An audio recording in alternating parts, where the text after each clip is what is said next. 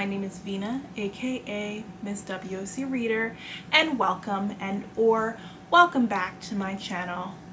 So I've been trying to film this video for a while and I just keep running into these issues. It's like the universe doesn't want me to film this video. Like, even today I filmed so much footage, but my neighbor's dog kept constantly barking, making it difficult. So this is an important conversation that I do want to have that I don't really see discussed in BookTube, Book Twitter, or Bookstagram spaces broadly. Like, I feel like often in those spaces we're just kind of in our own little bubble, whereas I step out of those spaces and talk to Black readers and we have different conversations. But I felt like this needed to be discussed because as we talk about diversity and we push forward for more stories featuring Black characters, I see how publishing is trying to make those stories have mass appeal, and by mass appeal I really just mean white appeal, and it's often to the detriment of Black readers. So if you're someone who gets easily offended when people talk about your favorite book in a less than positive light, you may just want to skip over this video, because there are some books I'm going to cite as an example, and I know a lot of people who have strong feelings about them. So I wanted to specifically talk about how publishing is now using these books to kind of appeal to the white gaze, and the ones that don't necessarily appeal to the white gaze get less support. Like, Black YA books didn't just start existing with The Hate U Give. They've been around for a long time. Throughout the early 2000s, when I was a preteen and then a teenager, I was able to read Black stories because they were present at my local library. And no, I'm not talking about those Blueford books. I know a lot of people will cite those books. I hate to burst people's bubble, but most of those books were actually written by a white male. And they were written by a white male too, because I believe the company who published them was Scholastic, saw a gap that there were that children who lived in those inner city communities needed more books. But instead, of course, of having Black people write them and give Black people the opportunity, they mostly let a white guy write them, with one Black author who wrote a couple of them. So no, I don't consider those Blueford books when I'm talking about Black YA. I'm thinking more of like most of the books in the Kamani True line, most of the books that Dafina, which is an imprint of Kensington Books, was publishing, and there were some books sprinkled here and there throughout that I remember reading through my local library growing up that depicted Black teens. And yes, some of them were more urban fiction, but some of them were just like, and they were set in the hood, and they featured all those great little things that get people hooked on the genre. And while some of them were not my favorite, I definitely understand why they were written that way and who they were targeting, because if you are in a community where reading is not pushed and you're a writer who wants to appeal to that community, you have to appeal to them through the things that they like. So yeah, if they like drama with baby mamas and boyfriends, and they might deal with situations where people get arrested, that's the thing that needs to be on page to hook them. So I understand why those aren't. While I had to stop supporting some of those books because I'm just like, I can't do this pick me nonsense anymore. I definitely understand where the appeal is and how they help people read, and I feel like when we talk about the best in YA, those books often get left out, but they really help like bring up a generation of readers. But there were other books too, like that were just black kids living in black communities, living life, having strong aspirations. And one thing that again people have a problem with, but it was very popular at the time, was wanting to be a singer or a dancer or Jay or something. So there were a lot of, like, that was around the same time as High School Musical, so you'll see a lot of books like that. I even remember seeing some books set in private school, and some books set in performing arts schools. I feel like a lot of the stories that I read growing up, I don't always see similar stories on the shelf now, and that's actually a bit of a problem because publishers are leaving a certain segment of black kids out with a lot of these new books and with their push for being more diverse, because instead of targeting the black kids who need stories, they kind of want to appeal to white kids and white people, and often white adults, but that's a larger conversation within YA about trying to appeal to adult readers versus teens, which will have to be another video. But anyway, a lot of books now feature black kids who act a specific way, and if they don't act like that, the book is more than likely not going to be like a heavily hyped slash promoted book. A lot of those books will fall on mid-tier or lower tier with less marketing. Like, for some reason, publishing has a problem with black kids just being kids. They can't just be kids. They have to teach white people a lesson about themselves that they already know but don't want to confront. There's way too many books focused on racism, and I don't have a problem with us discussing racism. I really don't. I have a problem with them dominating the market, and I have a specific problem with a lot of the books that they are trying to push. So I like books like Daughters of Jubilation, where it's balanced. Like, it is historical fiction and it's set within Jim Crow times, but you see a lot of strong black community and black family represented on page, and you see some great moments between them, and you see black love on page, despite everything bad that's happening and the threat of these racists trying to ruin their lives. Like, you can have that balance. Some of these new books feel like blackness is just a burden to overcome, and I actually wrote a quote down that I saw from an author recently that kind of shook me a little bit. So he said, being black in the United States of America is akin to living in a perpetual state of PTSD. I disagree with that fiercely, and I disagree with that notion because I'm black and I do not wake up every day traumatized by my blackness. I do not interact with racist people every day. I do not walk down the street with the constant fear of getting shot. And I know a lot of TV and social media can make it seem that way, but trust me, in the US, there are a lot of black people living within black communities who have good feelings about their communities, who aren't always interacting with white people every single day, and that's fine. Yes, there's threats of racism, but it's not the thing that's 100% on everybody's mind. So I don't like when we depict blackness like it's a struggle that we have to overcome, and that is, believe it or not, anti-black. And people do need to learn to work through that. I feel like a lot of people, when they're learning to love their blackness, they kind of stop at, and I like my skin tone and my hair, and it just goes so much further than that. Like, I don't see a lot of books right now set in southern black communities, even though that's where the majority of black people live in the US. Like, a lot of them still live down south. and a lot of them live in communities amongst each other.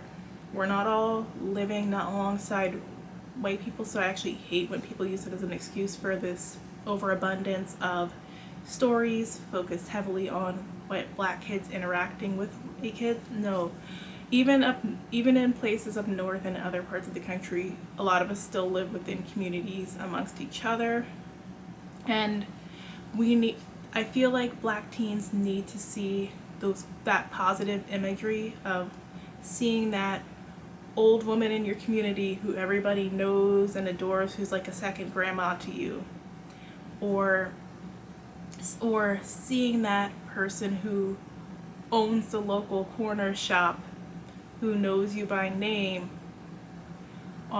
and even seeing the black church. Like, we can get into heavy discussions about religion and how it affects the black community, but we can't deny that it has an importance within our community, and it played a very significant role in the civil rights movement within the United States.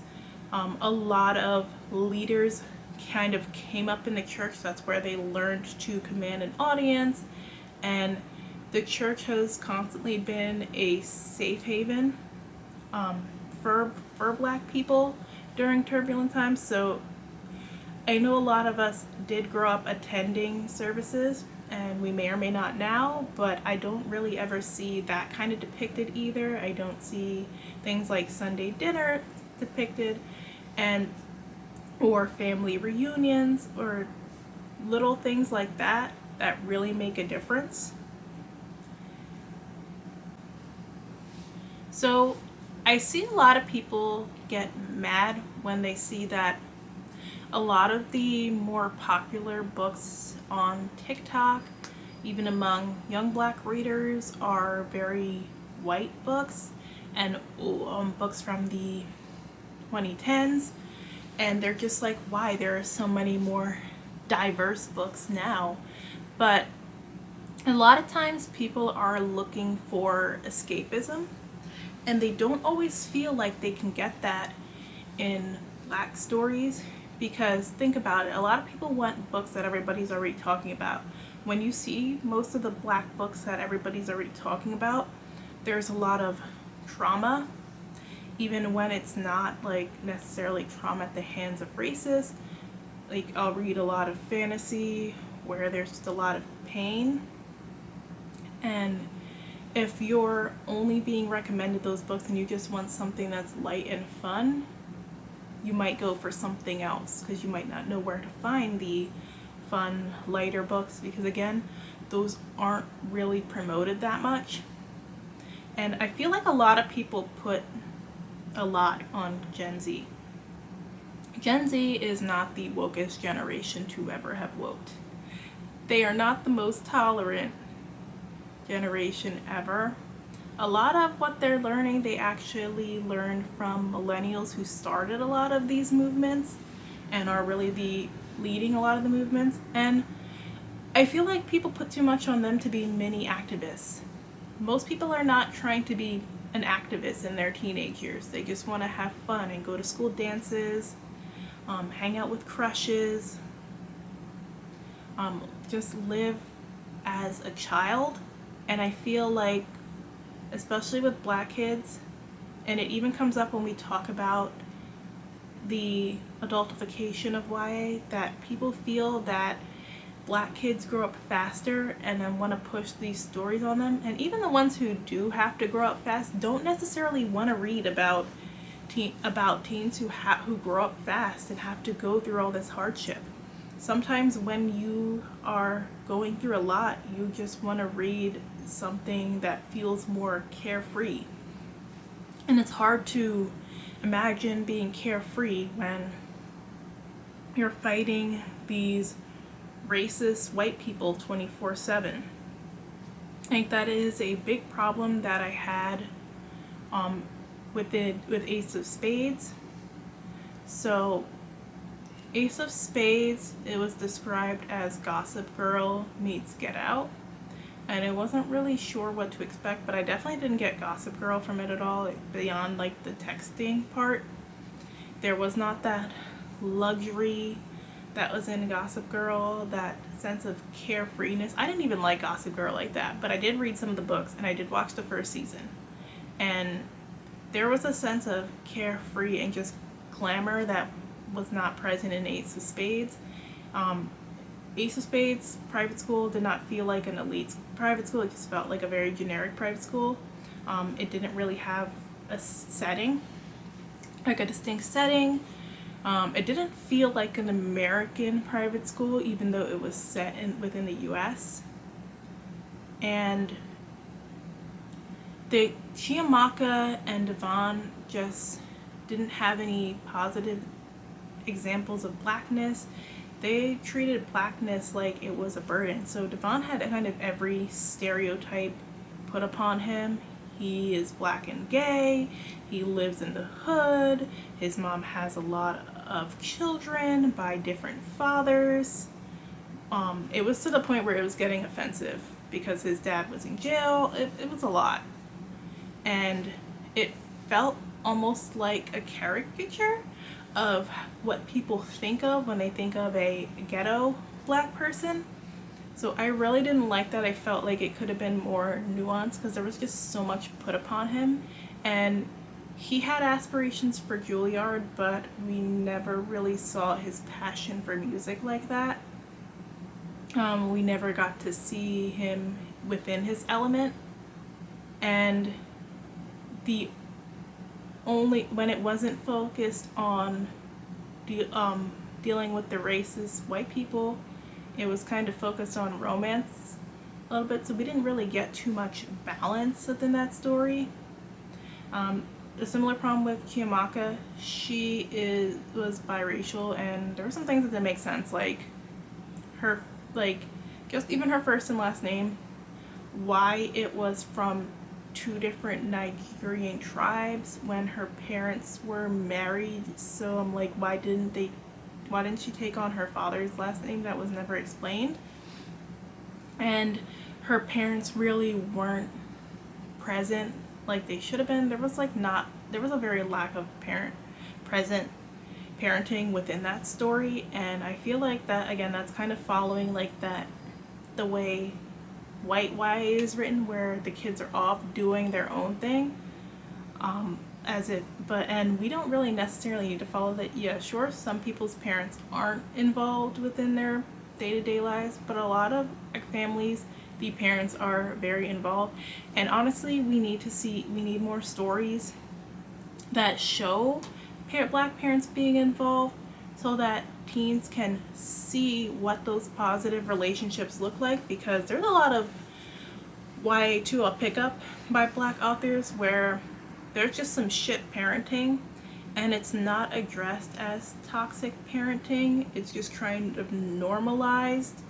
And yes, I definitely understand having complicated feelings towards your parents and the things that they do, but even that part is not addressed.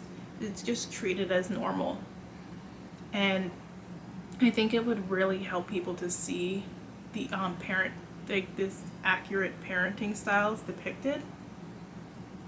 But anyway, back to Ace of Spades. A lot of it just focused on how they reacted to the racist white kids in school. And I went to private school during high school, although my experience was a little different because half the day I was going to a mostly white private school where I was one of 2 black girls within my class of 100 people, and then the other half of the day I was going to a vocation technical school with the inner city public school kids. So it was a very different experience. But even at my white private school, I was able to find my tribe. Like, there were other black kids who I knew because we all were bussed in from the same neighborhood. Like, at one point, all the kids coming in from the city were on the same bus. So we got to know each other at a very basic level and have a basic respect for each other. And that is also often missing from these stories because authors feel like they need to tell these stories to, and I feel like in some way they're trying to get over their trauma of being in these white environments. But like, who was your tribe? Because that is how a lot of black kids survive these white spaces, by finding black people that they can relate to, and that's just not depicted often enough. Like, one book that everybody loves and adores is Legendborn, and I know a lot of people don't like the critiques of it, but they're very valid. And one of the critiques is that Bree is essentially a token within her own world, which she is. She's the only main black character there, and she's kind of being the savior to these white people. I know that the author was kind of inspired by stories like The Vampire Diaries and The Mortal Instruments, and you could tell because it was almost as if we took the black best friend, moved them to the forefront, gave them the love interest, but still kept in the racism. Like, a lot of the aggression is still there, a lot of the need to be the savior to those people is still there. And if somebody who is a black reader is looking for just like a carefree fantasy, then they have to walk into this story where they have to deconstruct racism for white people. There was a lot of explaining how racism affects black people to the audience, and we as black people already know that because we experience it daily. Well, not daily. It's like I said, a lot of us don't necessarily have, some of us don't necessarily have to always interact with white people, but we experience that heavily, so we know what that feels like, and we don't need it explained. But some of these stories, I feel like, are specifically trying to say, white people, hear and see my pain and understand it. And the people that they're writing to do that, they don't care. They're not going to care, and these books are not going to change their opinion or solve racism. So I wish publishing would focus less on these stories that have to appeal to the white reader's heartstrings, and more on black people just being unapologetically black. Like, we need more stories where black people can show that you can survive a very white space if you have your group around you and still thrive and not have to conform. And we're not really getting that right now for the younger kids, and that's something that they could use. Also, like, we need more public school set books within very black communities, because those are kind of pushed out right now. And I know a lot of kids want those stories. They want to see themselves. They need to see those stories where you're black like me and you have magical powers and we can fight against this random threat. It doesn't have to necessarily be like some white person. They could be fighting monsters coming from another dimension, like, versus having to fight racism within the community, or having to fight the police. More stories like that need to be pushed so that people can see, oh, black kids like me can be magical too. There's nothing wrong with a lot of these African inspired fantasies, but sometimes just seeing that fantasy story with a black person within a more realistic environment just does a world of good.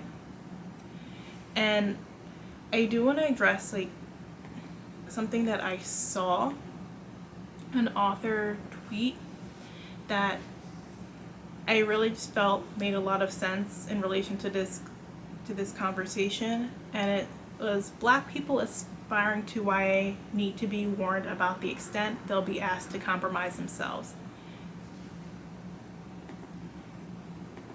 The industry wants you to define your entire self by your reaction to whiteness, how you negotiate with it, how you condemn it, and how you ultimately accept the inevitability of it. This is not just a piece of you to them.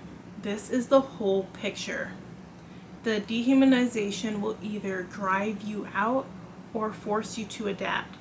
You have to build community outside of the industry and have a strong sense of self.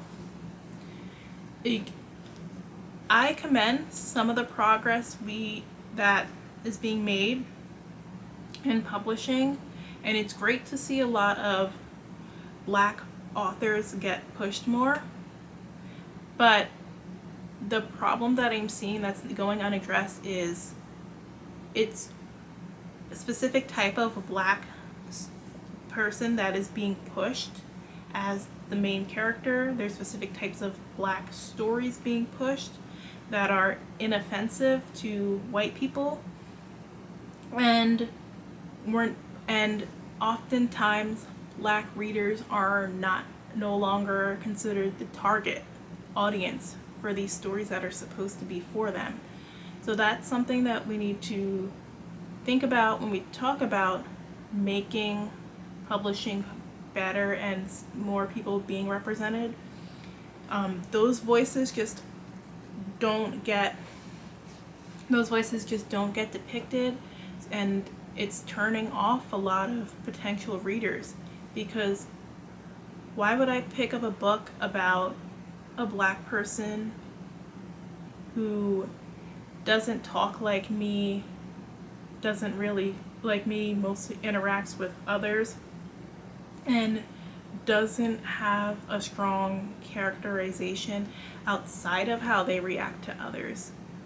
So, all in all, more Black books set in Black communities, especially rural and inner city environments where they're just being kids.